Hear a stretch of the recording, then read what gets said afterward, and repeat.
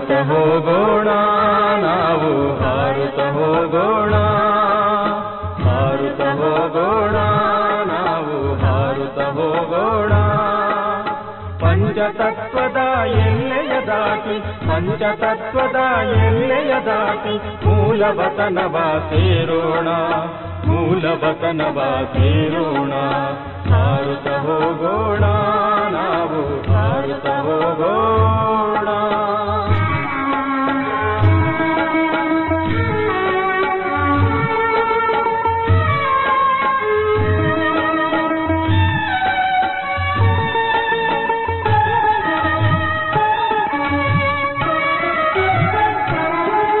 ಈ ದೇಹದ ಸ್ಮೃತಿ ಬಿಟ್ಟು, ದೇಹದಾರಿಯ ಸ್ಮೃತಿ ಬಿಟ್ಟು, ಈ ದೇಹದ ಸ್ಮೃತಿ ಬಿಟ್ಟು, ದೇಹದಾರಿಯ ಸ್ಮೃತಿ ಬಿಟ್ಟು, ಈ ಪತಿತ ಹಳೆಯದಾದ ಪ್ರಪಂಚದ ಸ್ಮೃತಿ ಬಿಟ್ಟು, ಈ ಪತಿತ ಹಳೆಯದಾದ ಪ್ರಪಂಚದ ಸ್ಮೃತಿ ಬಿಟ್ಟು, ದೂರ ದೂರದ ಗಗನವ ದಾಟಿ ಎತ್ತರೆತ್ತರಕ್ಕೆ ಹಾರೋಣ, ದೂರ ದೂರದ ಗಗನವ ದಾಟಿ ಎತ್ತರೆತ್ತರಕ್ಕೆ ಹಾರೋಣ. ಹಾರುತ್ತ ಹೋಗೋಣ ನಾವು ಹಾರುತ್ತ ಹೋಗೋಣ, ಹಾರುತ್ತ ಹೋಗೋಣ ನಾವು ಹಾರುತ್ತ ಹೋಗೋಣ.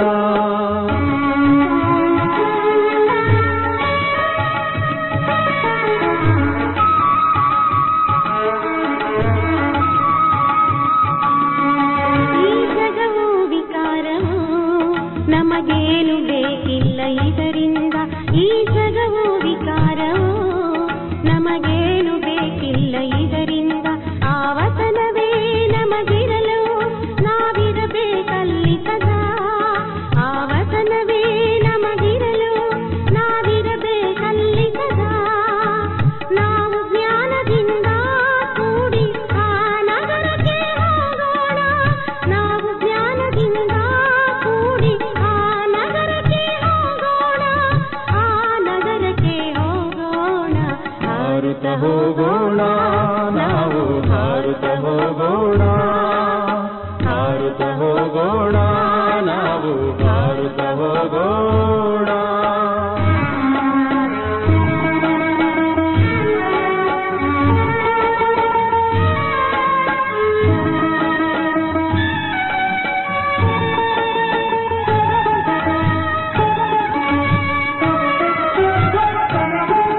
ಆವತನದಿ ಕುಳಿತಿಹರು ಅವ್ಯಕ್ತ ಪಿತಾಮಹರು, ಆವತನದಿ ಕುಳಿತಿಹರು ಅವ್ಯಕ್ತ ಪಿತಾಮಹರು. ಕಾಯುತ್ತಲಿಹರು ಅವರಿಂದು ಮನೆಗೀಗ ಕರೆದೊಯ್ಯಲು, ಕಾಯುತ್ತಲಿಹರು ಅವರಿಂದು ಮನೆಗೀಗ ಕರೆದೊಯ್ಯಲು. ನಿರಾಕಾರಿಗಳು ಆಗೋಣ ಶಾಂತಿಧಾಮವ ಸೇರೋಣ, ನಿರಾಕಾರಿಗಳು ಆಗೋಣ ಶಾಂತಿಧಾಮವ ಸೇರೋಣ. ಹಾರುತ್ತ ಹೋಗೋಣ ನಾವು ಹಾರುತ್ತ ಹೋಗೋಣ, ಹಾರುತ್ತ ಹೋಗೋಣ ನಾವು ಹಾರುತ್ತ ಹೋಗೋಣ. ಪಂಚತತ್ವದ ಎಲ್ಲೆಯ ದಾಟಿ, ಪಂಚತತ್ವದ ಎಲ್ಲೆಯ ದಾಟಿ ಮೂಲವತನವ ಸೇರೋಣ, ಮೂಲವತನವ ಸೇರೋಣ. ಹಾರುತ್ತ ಹೋಗೋಣ ನಾವು ಹಾರುತ್ತ ಹೋಗೋಣ, ಹಾರುತ್ತ ಹೋಗೋಣ ನಾವು ಹಾರುತ್ತ ಹೋಗೋಣ.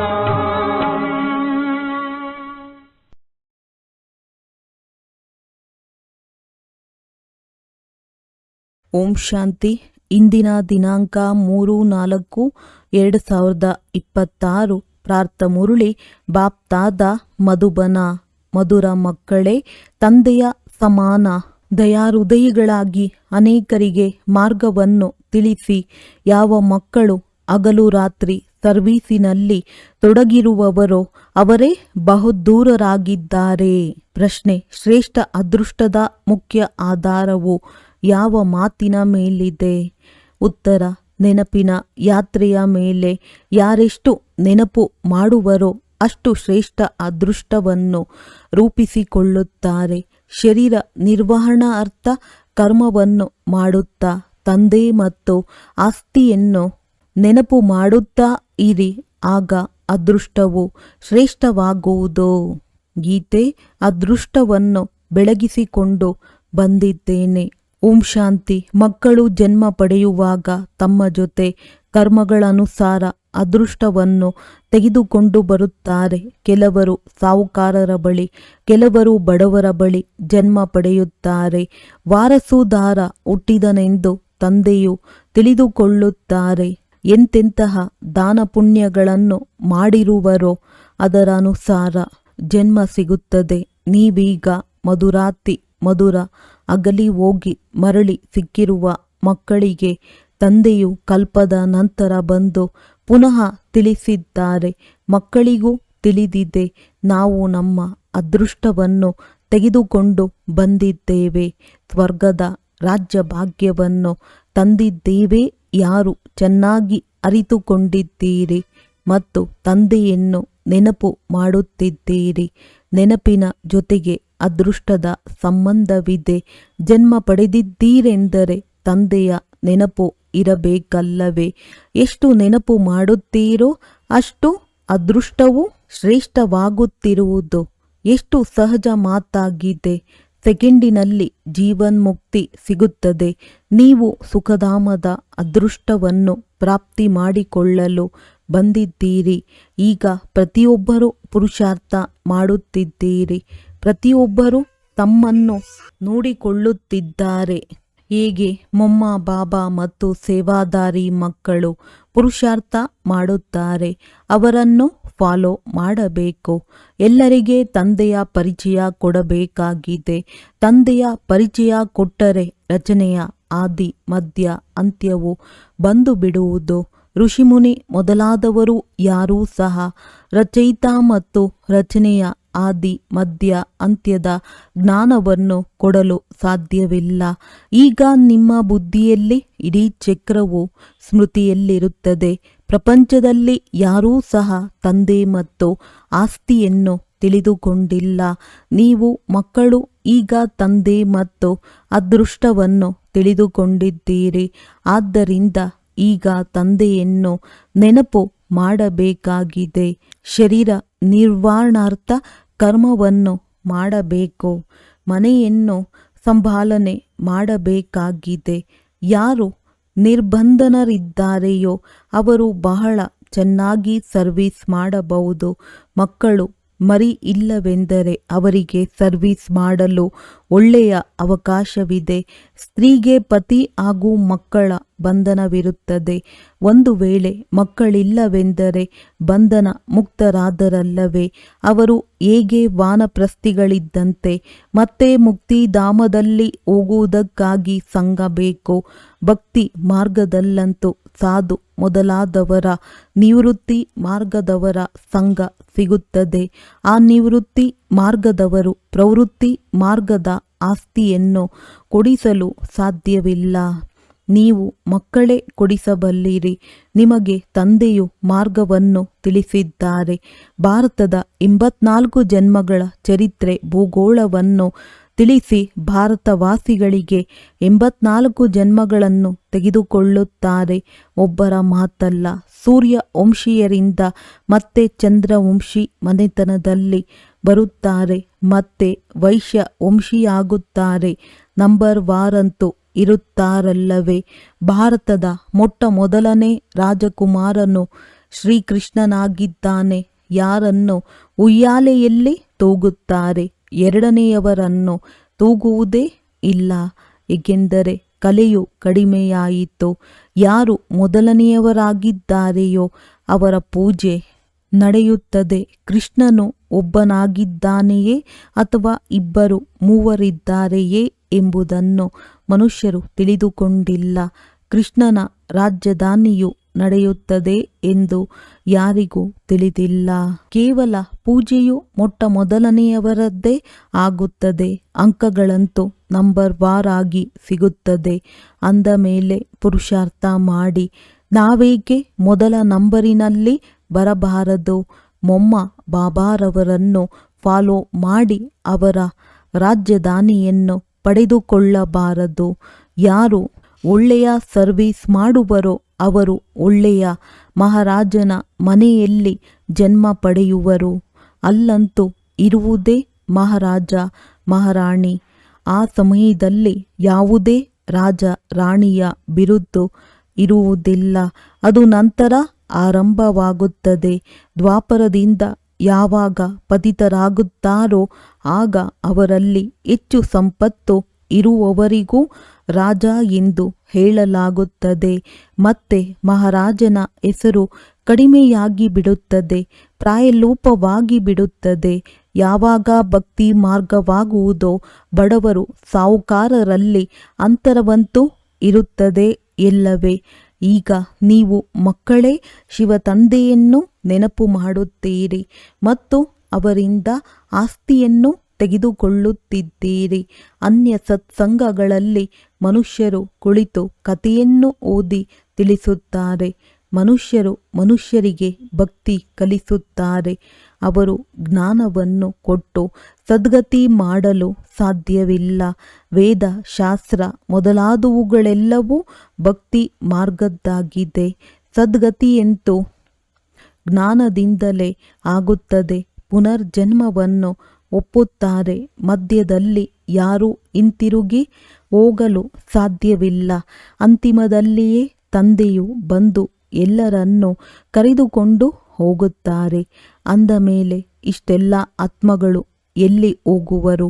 ಎಲ್ಲ ಧರ್ಮದವರ ವಿಭಾಗಗಳು ಬೇರೆ ಬೇರೆಯಲ್ಲವೇ ಅಂದಾಗ ಇದನ್ನು ತಿಳಿಸಬೇಕಾಗಿದೆ. ಆತ್ಮಗಳದ್ದು ಸಹ ಒಂದು ವೃಕ್ಷವಾಗಿದೆ ಎಂಬುದು ಯಾರಿಗೂ ತಿಳಿದಿಲ್ಲ. ನೀವು ಮಕ್ಕಳ ಬುದ್ಧಿಯಲ್ಲಿ ಇಡೀ ವೃಕ್ಷದ ಜ್ಞಾನವಿರುತ್ತದೆ.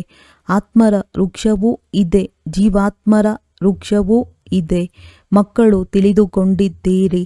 ನಾವು ಈ ಹಳೆಯ ಶರೀರವನ್ನು ಬಿಟ್ಟು ಮನೆಗೆ ಹೋಗುತ್ತಿದ್ದೇವೆ. ನಾನಾತ್ಮ ಈ ಶರೀರದಿಂದ. ಮಕ್ಕಳು ತಿಳಿದುಕೊಂಡಿದ್ದೀರಿ. ನಾವು ಈ ಹಳೆಯ ಶರೀರವನ್ನು ಬಿಟ್ಟು ಮನೆಗೆ ಹೋಗುತ್ತಿದ್ದೇವೆ. ನಾನಾತ್ಮ ಈ ಶರೀರದಿಂದ ಭಿನ್ನನಾಗಿದ್ದೇನೆ. ಈ ರೀತಿ ತಿಳಿದುಕೊಳ್ಳುವುದು ಎಂದರೆ ಜೀವಿಸಿದಂತೆಯೇ ಸಾಯುವುದು.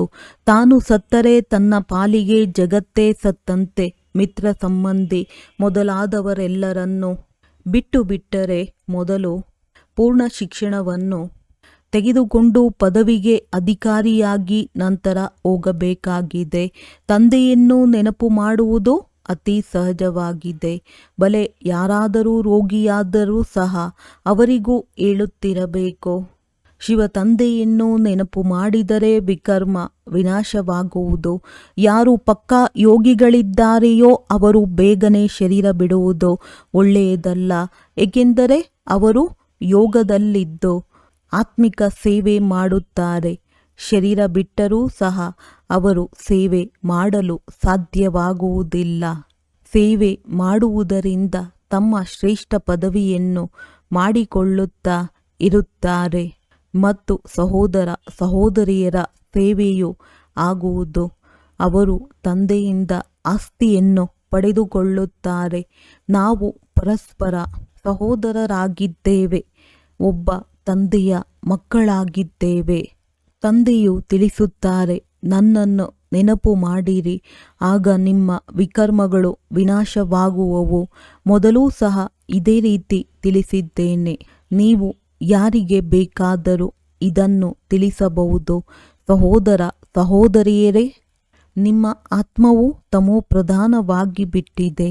ಯಾರು ಸತೋಪ್ರಧಾನರಾಗಿದ್ದರೋ ಅವರೇ ಈಗ ಪುನಃ ತಮೋಪ್ರಧಾನರಿಂದ ಸತೋಪ್ರಧಾನರಾಗಿ ಸತೋಪ್ರಧಾನ ಪ್ರಪಂಚಕ್ಕೆ ಹೋಗಬೇಕಾಗಿದೆ. ಆತ್ಮವನ್ನು ನೆನಪಿನ ಯಾತ್ರೆಯಿಂದ ಸತೋಪ್ರಧಾನ ಮಾಡಿಕೊಳ್ಳಬೇಕಾಗಿದೆ. ನೆನಪಿನ ಪೂರ್ಣ ಚಾರ್ಟ್ ಇಡಬೇಕು. ಜ್ಞಾನದ ಚಾರ್ಟನ್ನು ಇಡಲು ಸಾಧ್ಯವಿಲ್ಲ. ತಂದೆಯಂತೂ ಜ್ಞಾನವನ್ನು ಕೊಡುತ್ತಿರುತ್ತಾರೆ. ಪರಿಶೀಲನೆ ಮಾಡಿಕೊಳ್ಳಿ. ನಮ್ಮ ಮೇಲೆ ಯಾವ ವಿಕರ್ಮಗಳ ಹೊರೆ ಇದೆಯೋ ಅದು ಹೇಗೆ ಇಳಿಯುವುದು? ಆದ್ದರಿಂದ ನೆನಪಿನ ಚಾರ್ಟ್ ಇಡಬೇಕಾಗಿದೆ. ನಾವು ಎಷ್ಟು ಗಂಟೆಗಳ ಕಾಲ ನೆನಪು ಮಾಡಿದೆವು? ಮೂಲ ವತನವನ್ನು ನೆನಪು ಮಾಡುತ್ತೀರಿ ಮತ್ತು ಹೊಸ ಪ್ರಪಂಚವನ್ನು ನೆನಪು ಮಾಡುತ್ತೀರಿ. ಅಲ್ಲೋಲ ಕಲ್ಲೋಲವಾಗಲಿದೆ. ಅದಕ್ಕಾಗಿ ತಯಾರಿ ನಡೆಯುತ್ತಿದೆ. ಬಾಂಬುಗಳು ತಯಾರಾಗುತ್ತಾ ಹೋಗುತ್ತವೆ. ಒಂದು ಕಡೆ ನಾವು ಮೃತ್ಯುವಿಗಾಗಿ ಇಂತಿಂತಹ ಸಾಮಗ್ರಿಗಳನ್ನು ತಯಾರು ಮಾಡುತ್ತಿದ್ದೇವೆ ಎಂದು ಹೇಳುತ್ತಾರೆ ಮತ್ತು ಇನ್ನೊಂದು ಕಡೆ ಹೇಳುತ್ತಾರೆ, ಮೃತ್ಯುವಿನ ಸಾಮಗ್ರಿಗಳನ್ನು ತಯಾರು ಮಾಡಬೇಡಿ. ಸಮುದ್ರದ ತಳದಲ್ಲಿ ವಿನಾಶ ಮಾಡುವ ಸಾಮಗ್ರಿಗಳನ್ನಿಟ್ಟಿದ್ದಾರೆ. ಮೇಲೆ ಬಂದು ಬಾಂಬುಗಳನ್ನು ಹಾಕಿ ಮತ್ತೆ ಸಮುದ್ರದೊಳಗೆ ಹೊರಟು ಹೋಗುತ್ತಾರೆ. ಇಂತಿಂಥ ವಸ್ತುಗಳನ್ನು ತಯಾರು ಮಾಡುತ್ತಿರುತ್ತಾರೆ. ತಮ್ಮದೇ ವಿನಾಶಕ್ಕಾಗಿ ತಯಾರು ಮಾಡುತ್ತಿದ್ದಾರೆ. ಮೃತ್ಯು ಸನ್ಮುಖದಲ್ಲಿ ನಿಂತಿದೆ. ಇಷ್ಟು ದೊಡ್ಡ ಮೆಹಲುಗಳನ್ನು ಕಟ್ಟಿಸುತ್ತಿದ್ದಾರೆ. ಆದರೆ ನಿಮಗೆ ತಿಳಿದಿದೆ ಇದೆಲ್ಲವೂ ಮಣ್ಣು ಪಾಲಾಗಲಿದೆ. ಕೆಲವರದ್ದು ಮಣ್ಣು ಪಾಲಾಯಿತು, ಕೆಲವರದ್ದು ಅವಶ್ಯವಾಗಿ ಆಗುವುದು. ಪ್ರಯತ್ನ ಪಟ್ಟು ಎಲ್ಲರ ಜೇಬುಗಳನ್ನು ಖಾಲಿ ಮಾಡುತ್ತಾರೆ. ಕಳ್ಳರು ಸಹ ಮನೆಗಳಿಗೆ ನುಗ್ಗುತ್ತಾರೆ. ಯುದ್ಧದಲ್ಲಿ ಎಷ್ಟೊಂದು ಖರ್ಚು ಮಾಡುತ್ತಾರೆ. ಇದೆಲ್ಲವೂ ಮಣ್ಣು ಪಾಲಾಗುವುದು. ಕಟ್ಟಡಗಳೆಲ್ಲವೂ ಬೀಳುತ್ತದೆ. ಬಾಂಬುಗಳು ಬಿದ್ದರೆ ಸೃಷ್ಟಿಯ 3 ಭಾಗವು ಸಮಾಪ್ತಿಯಾಗುತ್ತದೆ. ಇನ್ನು 1 ಭಾಗವು ಮಾತ್ರವೇ ಉಳಿಯುತ್ತದೆ. ಭಾರತವು 1 ಭಾಗದಲ್ಲಿದೆಯಲ್ಲವೇ? ಉಳಿದೆಲ್ಲರೂ ನಂತರದಲ್ಲಿ ಬಂದಿದ್ದಾರೆ. ಈಗ ಭಾರತದ ಭಾಗವೇ ಉಳಿಯುವುದು. ಎಲ್ಲರ ಮೃತ್ಯುವಾಗಲೇಬೇಕಾಗಿದೆ. ಅಂದ ಮೇಲೆ ನಾವೇಕೆ ತಂದೆಯಿಂದ ಪೂರ್ಣ ಆಸ್ತಿಯನ್ನು ತೆಗೆದುಕೊಳ್ಳಬಾರದು? ಆದ್ದರಿಂದ ತಂದೆಯು ತಿಳಿಸುತ್ತಾರೆ, ಲೌಕಿಕ ಸಂಬಂಧಿಗಳೊಂದಿಗೂ ಸಂಬಂಧವನ್ನು ನಿಭಾಯಿಸಬೇಕಾಗಿದೆ. ಬಾಕಿ ಯಾವುದೇ ಬಂಧನವಿಲ್ಲದಿದ್ದರೆ ಅಂಥವರಿಗೆ ಸರ್ವೀಸಿನಲ್ಲಿ ತೊಡಗಿರಿ ಎಂದು ತಂದೆಯು ಸಲಹೆ ಕೊಡುತ್ತಾರೆ. ಸ್ವತಂತ್ರರಾಗಿದ್ದರೆ ಅನೇಕರ ಕಲ್ಯಾಣ ಮಾಡಬಲ್ಲರು. ಎಲ್ಲಿಯೋ ಹೊರಗೆ ಹೋಗದಿದ್ದರೂ ತಮ್ಮ ಮಿತ್ರ ಸಂಬಂಧಿಗಳ ಮೇಲಾದರೂ ದಯೆ ತೋರಿಸಬೇಕಾಗಿದೆ. ಬಾಬಾ ದಯೆ ತೋರಿಸಿ ಎಂದು ಮೊದಲು ಹೇಳುತ್ತಿದ್ದರಲ್ಲವೇ? ಈಗಂತೂ ನಿಮಗೆ ಮಾರ್ಗವು ಸಿಕ್ಕಿದೆ ಎಂದ ಮೇಲೆ ಹೇಗೆ ತಂದೆಯು ದಯೆ ತೋರಿಸುತ್ತಾರೆ, ಹಾಗೆಯೇ ನೀವು ಅನ್ಯರ ಮೇಲೂ ದಯೆ ತೋರಿಸಬೇಕಾಗಿದೆ. ತಂದೆಯು ತಿಳಿಸುತ್ತಾರೆ, ನನ್ನನ್ನು ನೆನಪು ಮಾಡಿದರೆ ವಿಕರ್ಮಗಳು ವಿನಾಶವಾಗುತ್ತದೆ. ಸನ್ಯಾಸಿಗಳು ಹಠಯೋಗ ಇತ್ಯಾದಿಗಳಲ್ಲಿ ಎಷ್ಟೊಂದು ಪರಿಶ್ರಮ ಪಡುತ್ತಾರೆ. ಇಲ್ಲಂತೂ ಅದೇನೂ ಇಲ್ಲ. ಕೇವಲ ನೆನಪು ಮಾಡಿದರೆ ಪಾಪಗಳು ಭಸ್ಮವಾಗಿ ಬಿಡುತ್ತದೆ. ಇದರಲ್ಲಿ ಯಾವುದೇ ಕಷ್ಟವಿಲ್ಲ. ಕೇವಲ ನೆನಪಿನ ಯಾತ್ರೆಯ ಮಾತಾಗಿದೆ. ಎದ್ದೇಳಿ ಕುಳಿತುಕೊಳ್ಳಿ. ಕರ್ಮೇಂದ್ರಿಯಗಳಿಂದ ಬಲೆ ಕರ್ಮವನ್ನು ಮಾಡಿ ಕೇವಲ ಬುದ್ಧಿಯೋಗವನ್ನು ತಂದೆಯೊಂದಿಗೆ ಜೋಡಿಸಿ ಆ ಪ್ರಿಯತಮನಿಗೆ ಸತ್ಯವಾದ ಪ್ರಿಯತಮೆಯರಾಗಬೇಕಾಗಿದೆ. ಏ ಪ್ರಿಯತಮೆಯರೇ, ಏ ಮಕ್ಕಳೇ, ಭಕ್ತಿ ಮಾರ್ಗದಲ್ಲಿ ಬಹಳ ನೆನಪು ಮಾಡಿದ್ದೀರಿ. ಆದರೆ ಈಗ ನಾನು ಪ್ರಿಯತಮನನ್ನು ನೆನಪು ಮಾಡಿದರೆ ನಿಮ್ಮ ಪಾಪಗಳು ಭಸ್ಮವಾಗುತ್ತದೆ. ನಾನು ಗ್ಯಾರಂಟಿ ಕೊಡುತ್ತೇನೆ ಎಂದು ಸ್ವಯಂ ಅವರೇ ತಿಳಿಸುತ್ತಾರೆ. ಕೆಲವು ಮಾತುಗಳಲ್ಲೂ ಶಾಸ್ತ್ರಗಳಲ್ಲಿ ಬಂದು ಬಿಟ್ಟಿವೆ. ಭಗವಂತನ ಮೂಲಕ ಗೀತೆಯನ್ನು ಕೇಳುವುದರಿಂದ ನೀವು ಜೀವನ್ಮುಕ್ತಿಯನ್ನು ಪಡೆಯುತ್ತೀರಿ.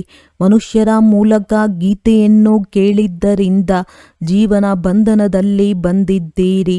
ಏಣಿಯನ್ನು ಕೆಳಗಿಳಿಯುತ್ತಾ ಬಂದಿದ್ದೀರಿ.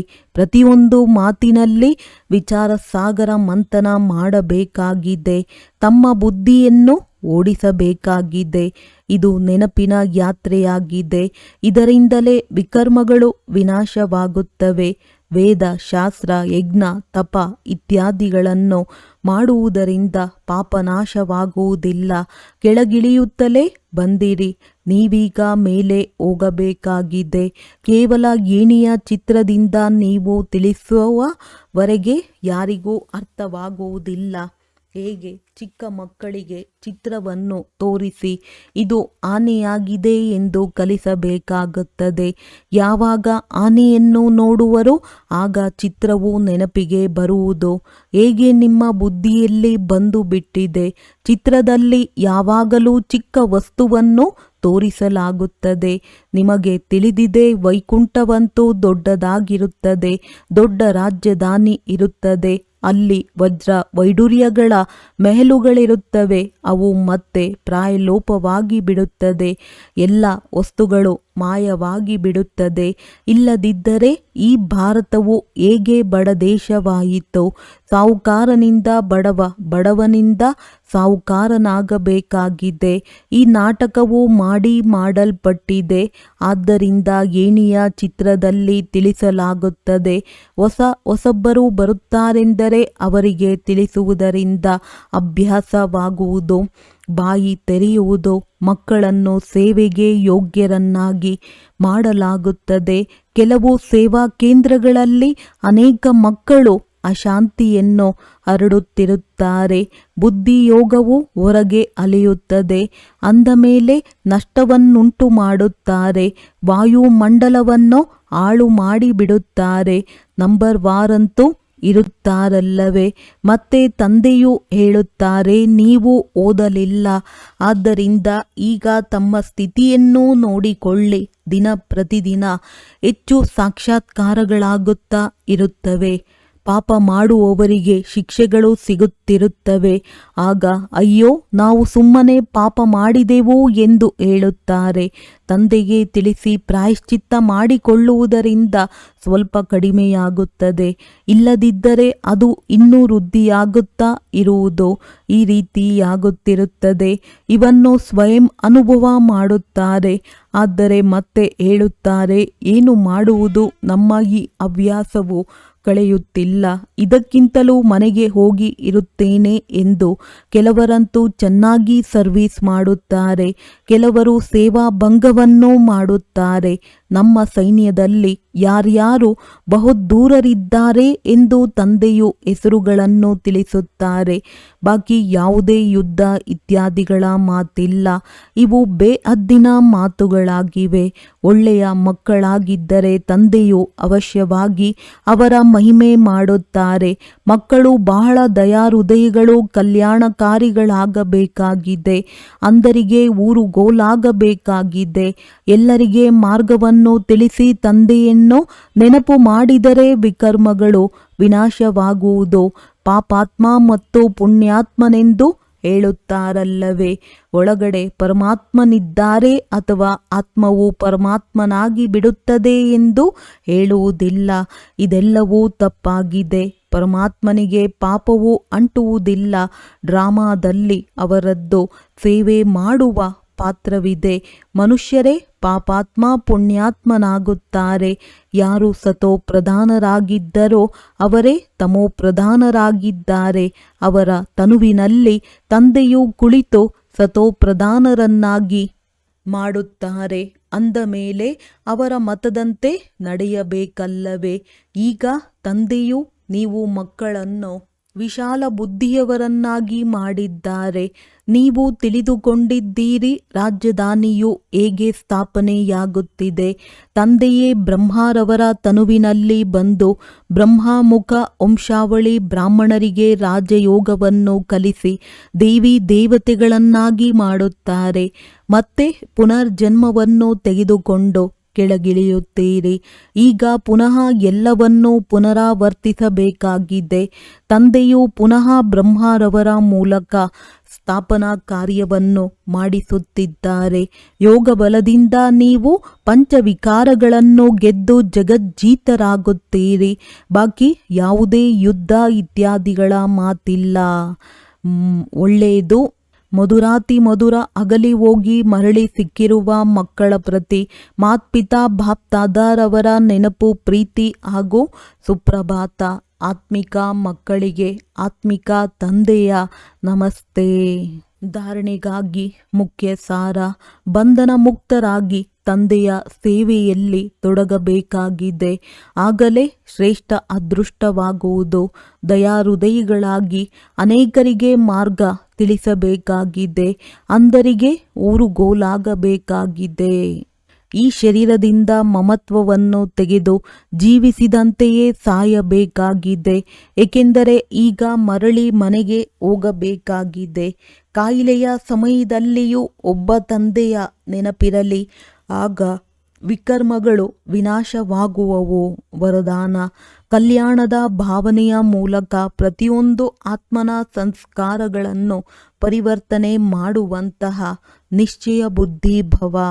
ಹೇಗೆ ತಂದೆಯಲ್ಲಿ 100% ನಿಶ್ಚಯ ಬುದ್ಧಿಯವರು ಆಗಿದ್ದೀರಿ. ಯಾರೆಷ್ಟೇ ಏರುಪೇರು ಮಾಡುವಂತಹ ಪ್ರಯತ್ನದಲ್ಲಿರಲಿ, ಆದರೆ ಅದಾಗಲೂ ಸಾಧ್ಯವಿಲ್ಲ. ಇಂತಹ ದೈವಿ ಪರಿವಾರ ಅಥವಾ ಸಂಸಾರಿ ಆತ್ಮರುಗಳ ಮೂಲಕ ಬಲೆ ಯಾರೆಷ್ಟಾದರೂ ಪರೀಕ್ಷೆಯನ್ನೇ ತೆಗೆದುಕೊಳ್ಳಲಿ, ಕ್ರೋಧಿಯಾಗಿ ಎದುರಿಸಲಿ ಅಥವಾ ಯಾರೇ ಟೀಕೆ ಮಾಡಲಿ, ನಿಂದನೆ ಮಾಡಬಹುದು. ಅದರಲ್ಲಿಯೂ ಏರುಪೇರಾಗಲು ಸಾಧ್ಯವಿಲ್ಲ. ಇದರಲ್ಲಿ ಕೇವಲ ಪ್ರತಿಯೊಂದು ಆತ್ಮನ ಬಗ್ಗೆ ಕಲ್ಯಾಣದ ಭಾವನೆ ಇರಲಿ. ಈ ಭಾವನೆಯು ಅವರ ಸಂಸ್ಕಾರಗಳನ್ನು ಪರಿವರ್ತಿಸುತ್ತದೆ. ಇದರಲ್ಲಿ ಕೇವಲ ಧೈರ್ಯವನ್ನು ಕಳೆದುಕೊಳ್ಳಬಾರದು. ಸಮಯದನುಸಾರ ಅವಶ್ಯವಾಗಿ ಫಲವು ಹೊರಬರುತ್ತದೆ. ಇದು ಡ್ರಾಮಾದಲ್ಲಿ ನೋಂದಣಿಯಾಗಿದೆ. ಸ್ಲೋಗನ್: ಪವಿತ್ರತೆಯ ಶಕ್ತಿಯಿಂದ ತನ್ನ ಸಂಕಲ್ಪಗಳನ್ನು ಶುದ್ಧ ಜ್ಞಾನ ಸ್ವರೂಪರನ್ನಾಗಿ ಮಾಡಿ ಬಲಹೀನತೆಗಳನ್ನು ಸಮಾಪ್ತಿ ಮಾಡಿರಿ. ಅವ್ಯಕ್ತ ಸೂಚನೆ: ಮಹಾನರಾಗಲು ಮಧುರತೆ ಮತ್ತು ನಮ್ರತೆಯ ಗುಣ ಧಾರಣೆ ಮಾಡಿ. ವಾಚಾದಲ್ಲಿ ಸದಾ ಸತ್ಯತೆ ಮತ್ತು ಮಧುರತೆ ಇದ್ದರೆ ವಾಣಿಯ ಮಾರ್ಕ್ಸ್ ಜಮಾವಾಗುತ್ತಿರುವುದು. ಮಧುರತೆಯ ಗುಣ ಜೀವನದಲ್ಲಿದ್ದರೆ ಪ್ರತಿ ಮಾತು ಮುತ್ತು ಸಮಾನವಾಗಿರುತ್ತದೆ. ಈ ರೀತಿ ಅನಿಸುತ್ತದೆ, ಹೇಗೆ ಮಾತನಾಡುತ್ತಿಲ್ಲ, ಮುತ್ತುಗಳ ವರ್ಷ ಸುರಿಯುತ್ತಿದೆ. ಅವರು ಇಂತಹ ಮಾತುಗಳನ್ನು ಮಾತನಾಡುತ್ತಾರೆ. ಕೇಳುವವರು ಯೋಚಿಸುವರು. ನಾವು ಸಹ ಇಂತಹ ಮಾತುಗಳನ್ನು ಮಾತನಾಡಬೇಕು. ಎಲ್ಲರೂ ಕೇಳಿ ಕಲಿಯುವ, ಫಾಲೋ ಮಾಡುವ ಪ್ರೇರಣೆ ಸಿಗುವುದು. ಇಂತಹ ಮಧುರ ಮಾತಿನ ವೈಬ್ರೇಷನ್ ಸರ್ವರನ್ನು ಸ್ವತಃವೇ ಸೆಳೆಯುತ್ತದೆ. ಒಳ್ಳೆಯದು. ಓಂ ಶಾಂತಿ.